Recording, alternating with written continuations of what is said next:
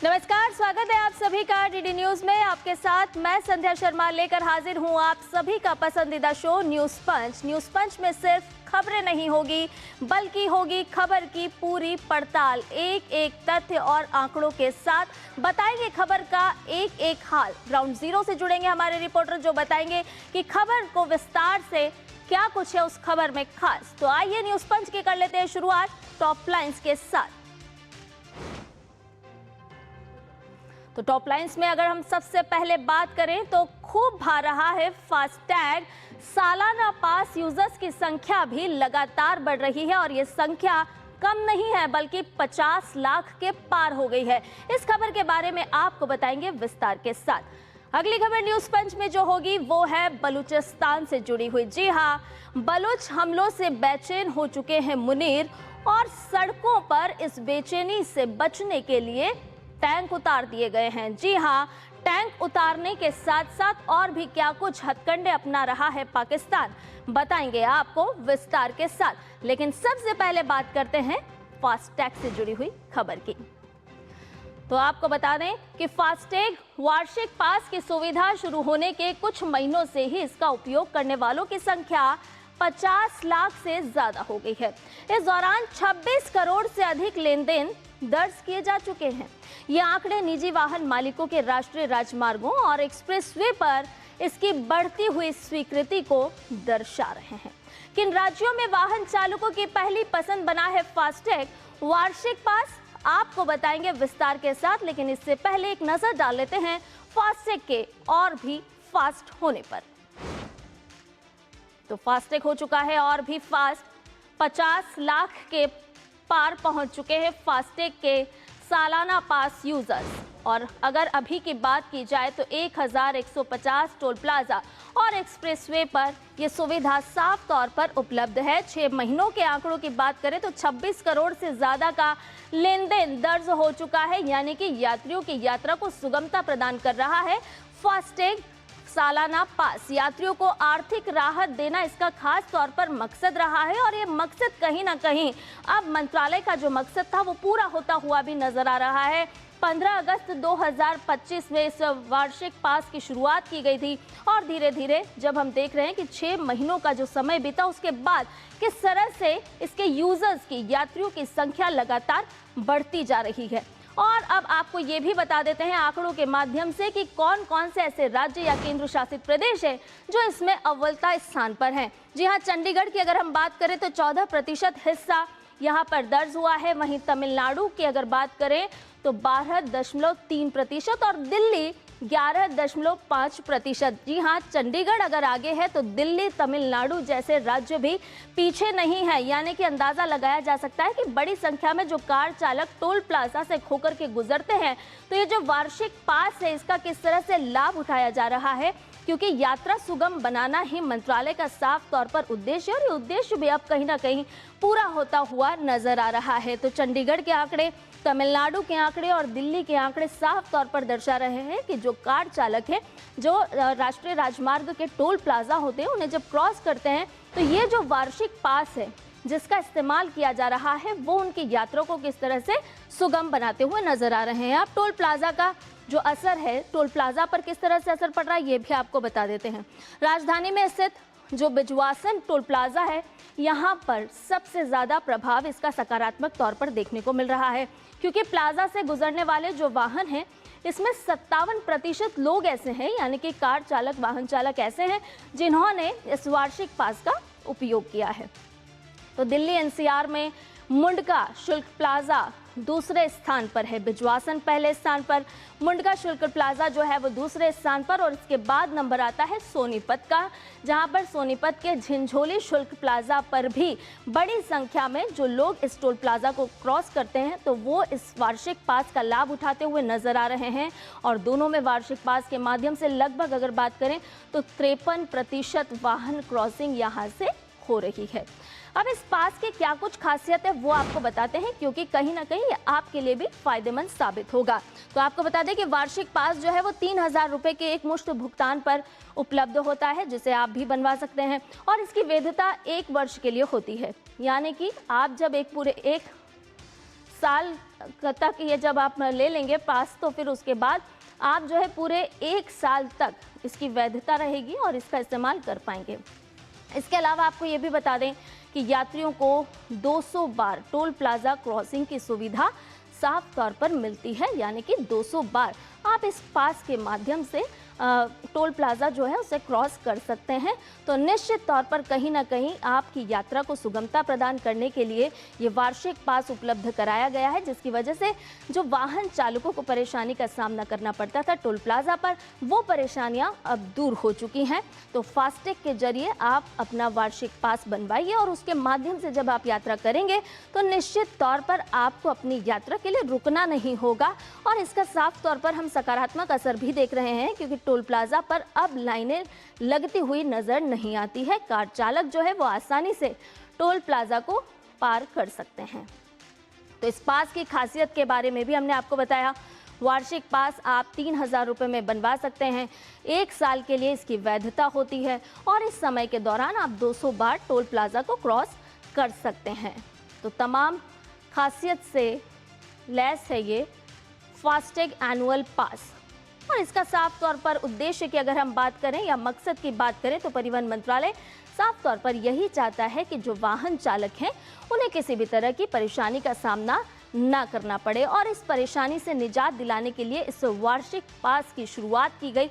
और कहीं ना कहीं हम देख रहे हैं कि जब से इसका इस्तेमाल होने लगा है, पिछले 6 महीनों का अगर हम रिकॉर्ड देखें तो रिकॉर्ड तोड़ वाहन चालक इसका इस्तेमाल करते हुए नजर आ रहे हैं। तो वार्षिक पास 3,000 रुपये के एक मुश्त पर आप ले सकते हैं। 3,000 रुपये का आप वार्षिक इस पर भुगतान कीजिए और इसके बाद ये पास आपके लिए 1 साल के लिए उपलब्ध होगा। और भी क्या कुछ इसके लिए खासियत है, हमारे संवाददाता अजीत हमारे साथ इस खबर पर जुड़ेंगे और ताज़ा अपडेट भी हमसे साझा करेंगे। लेकिन फिलहाल एक छोटे से ब्रेक के लिए रुक रहे, जल्द हाजिर होंगे।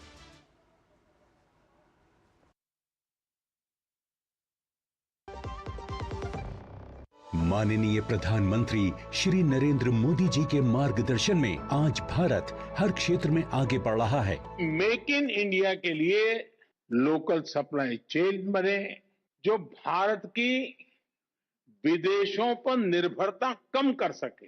एमएसएमई सेक्टर का विस्तार करने पर अभूतपूर्व बल दिया जा रहा है। माननीय प्रधानमंत्री जी के कुशल नेतृत्व में भारत सरकार द्वारा 2016 में शुरू किया गया नेशनल SC/ST हब, जो SC/ST वर्ग के उद्यमियों को वित्तीय, व्यवसायिक और तकनीकी सहायता देकर समावेशी विकास को बढ़ावा दे रहा है। आज कितने ही मौजूदा और उभरते SC/ST वर्ग के उद्यमी इन कई सब स्कीम से लाभान्वित हो रहे हैं। आप भी इस योजना का लाभ उठाइए। अधिक जानकारी के लिए www.scSThub.in पर जाएं। मैसेज डियर इन्वेस्टर, एक एक्सपर्ट स्टॉक टिप खास आपके लिए। ये ऐप डाउनलोड करो और पैसे डबल करो। एक्सपर्ट जी, बदमाश का बाप हूँ मैं। ऐप डाउनलोड करने से पहले मैं आपका पूरा रिपोर्ट कार्ड निकालूंगा। मैं मूर्ख नहीं हूँ। डिस्टेंस यूपीआई कहता है, अगर कोई ऐसी सलाह दे तो पहले एडवाइजर की पूरी जांच कर ले और कहे मैं मूर्ख नहीं।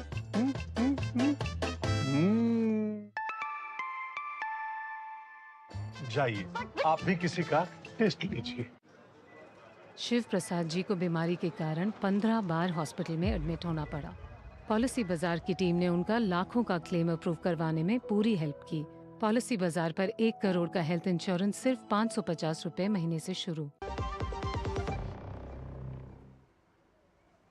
और ब्रेक के बाद न्यूज पंच में आपका एक बार फिर से स्वागत है। तो ब्रेक पे जाने से पहले हम बता रहे थे कि फास्टैग किस तरह से और भी फास्ट आपकी यात्रा को बना रहा है और किस तरह से इसका लाभ लगातार यात्रियों को मिल रहा है। तो फास्टैग और भी फास्ट 50 लाख के पार पहुंचे हैं कार चालक। जी हाँ, फास्टैग सालाना पास यूजर्स की जो संख्या है वो 50 लाख के पार पहुंच गई है। और फिलहाल की अगर हम बात करें तो 1150 यानी कि 1150 टोल प्लाजा और एक्सप्रेसवे ऐसे हैं जहां पर ये सुविधा उपलब्ध कराई गई है। पिछले 6 महीनों की अगर हम बात करें तो 26 करोड़ से ज़्यादा का लेन देन दर्ज हुआ है, जो साफ तौर पर बता रहा है कि किस तरह से यात्रियों की यात्रा को ये वार्षिक पास जो है वो सुगम बना रहा है और मदद कर रहा है। यात्रियों को आर्थिक राहत देना इसके साफ तौर पर मकसद था और ये मकसद कहीं ना कहीं पूरा होता हुआ भी नजर आ रहा है। अगर हम पिछले 6 महीनों की तारीखों का जिक्र करें तो 15 अगस्त 2025 को इसकी शुरुआत की गई थी। और भी ताज़ा अपडेट ले लेते हैं, हमारे संवाददाता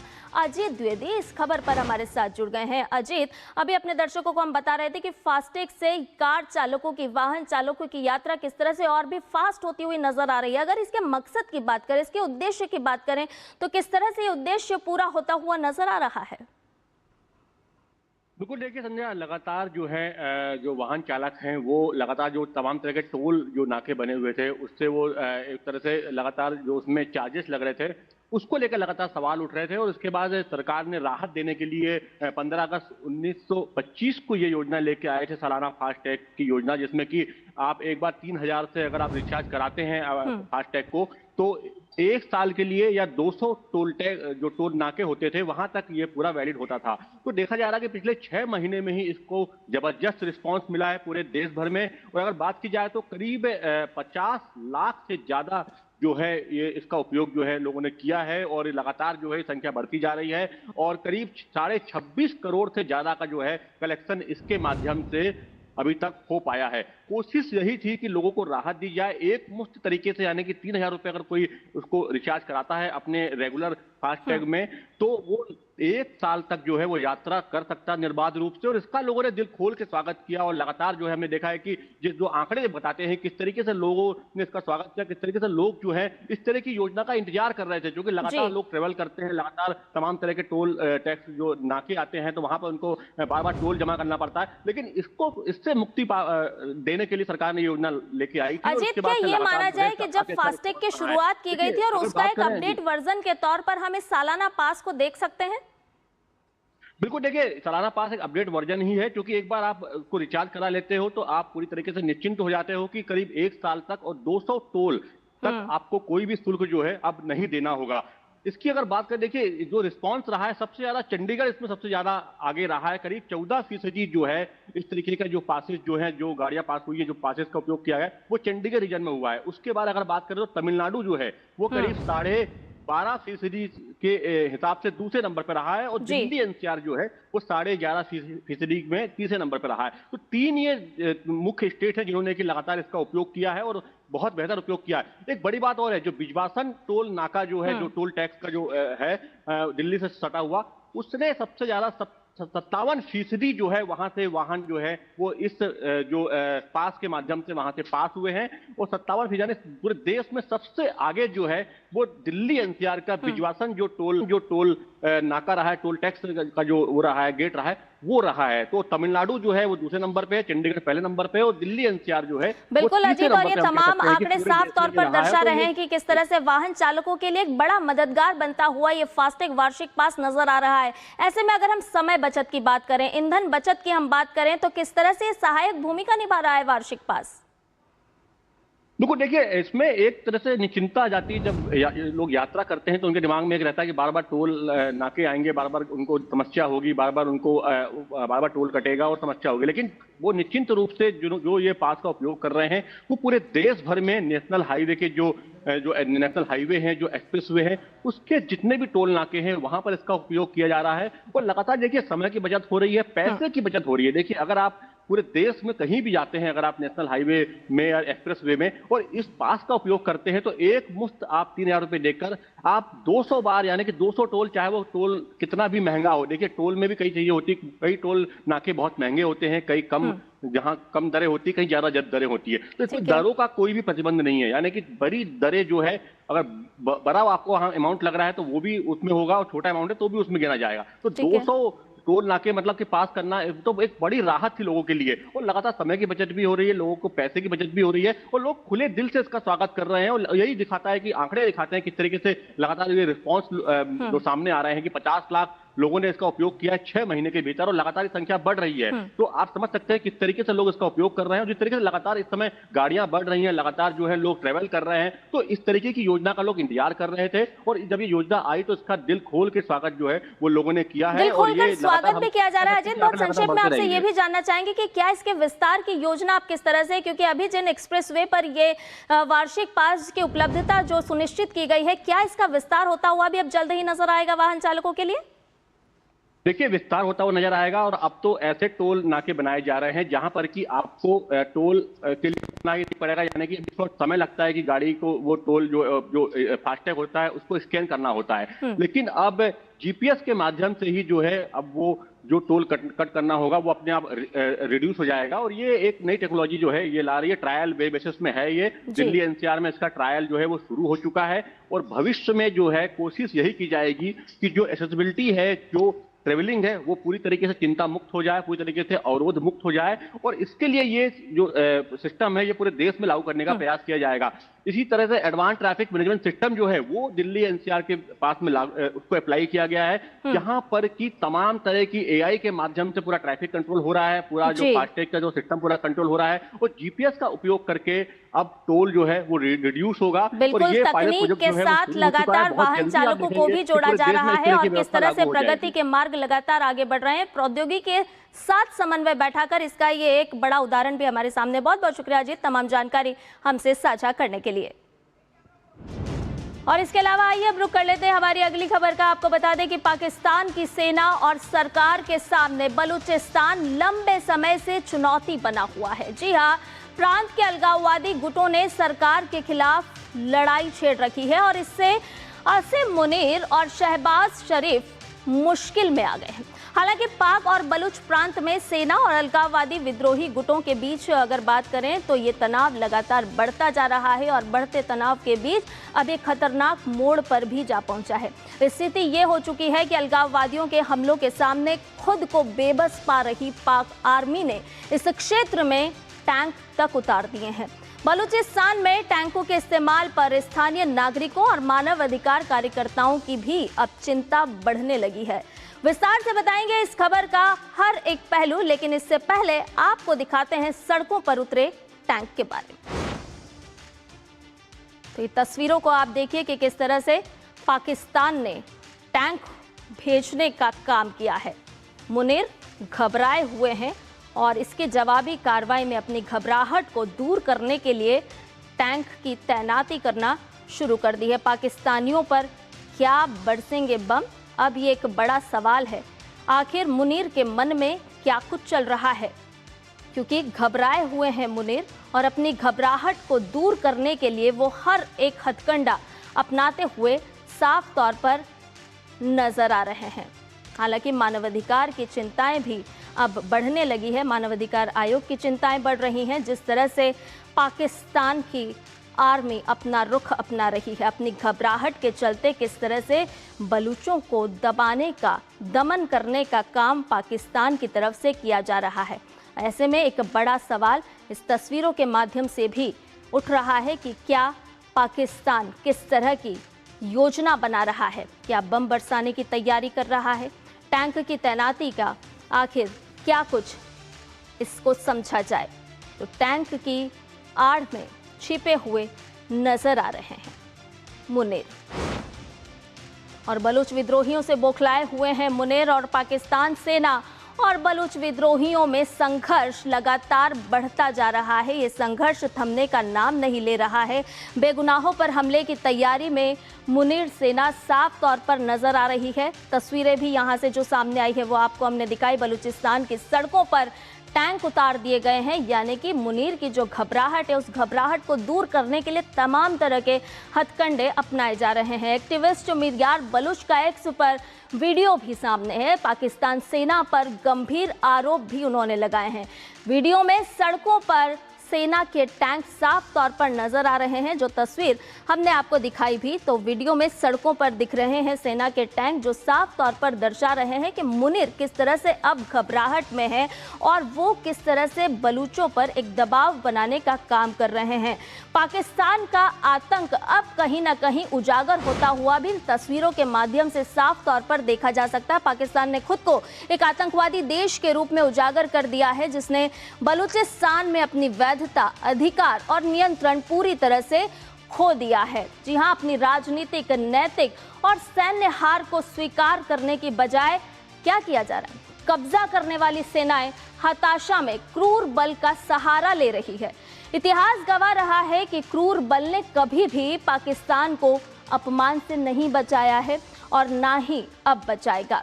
बलूच धरती पर ऐसे अपराध कभी बर्दाश्त नहीं किए जाएं। तो साफ तौर पर एक्स पर जो पोस्ट निकल कर के सामने आए वो भी दर्शा रहा है कि पाकिस्तान किस तरह से बलूचों पर अब हथकंडे अपनाता हुआ, दबाव बनाता हुआ अपनी कार्रवाई को अंजाम दे रहा है। लेकिन इससे कहीं ना कहीं अगर हम बलूचिस्तान की बात करें तो यहाँ पर भी अलगाववादी जो हैं वो पाकिस्तान सेना का विरोध करते हुए साफ तौर पर नजर आ रहे हैं। पाकिस्तान सेना पर आरोप लग रहे हैं, बलूच लोगों का दमन कर रही है पाक सेना, ये साफ तौर पर आरोप लगते हुए नजर आ रहे हैं।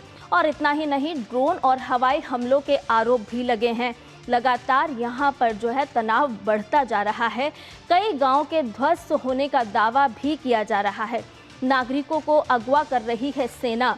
किस तरह से एक दमनकारी नीति अपनाई जा रही है सेना की तरफ से, पाक सेना की तरफ से, वो भी हम आपको ग्राफिक के जरिए बता रहे हैं। इलाके में सुरक्षा स्थिति लगातार नाजुक बनी हुई है और सेना कर रही है मानव अधिकार का उल्लंघन, और तस्वीरों में भी ये सब कुछ साफ तौर पर नजर आ रहा है।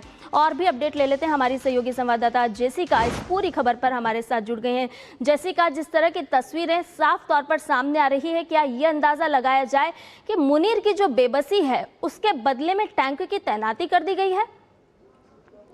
देखिए, बलोच संघर्ष अभी जारी है और जैसे कि जाना जाता है सबसे बड़ा प्रांत पाकिस्तान का, और जिस तरीके से उनके साथ दुर्व्यवहार हुआ है, अब की बात ना करें आप, कुछ बहुत सालों से ये देखा जा रहा है। जिस तरीके की एक स्ट्रगल रही है बलोच के लोगों की, वो अब सामने आते हुए दिख रही है। आपने देखा कुछ दिनों पहले जब 31 जनवरी और 1 फरवरी को BLA के द्वारा ये एक ऐलान किया गया था, जिस तरीके से बर्बरता उनके साथ हुई है उसका एक उन्होंने ऐसा कारण समझा, जिससे आपने देखा क्वेटा से लेकर ग्वादर तक भी काफ़ी जिसे कहते हैं फायरिंग देखी गई और ऐसे इंसिडेंट्स रिपोर्ट होते गए, जिसमें पाकिस्तान आर्मी का भी ये कहना था कि उन्होंने करीबन 140 बलोच एक्टिविस्ट, जिन्हें बलोच लिबरेशन आर्मी से लिंक किया जाता है, उनको मार गिराया। लेकिन इस सब के पीछे एक बहुत ख़ास वजह भी है। पाकिस्तान आर्मी का और पाकिस्तान सरकार का जो दुर्व्यवहार रहा है बलोच के लोगों के लिए,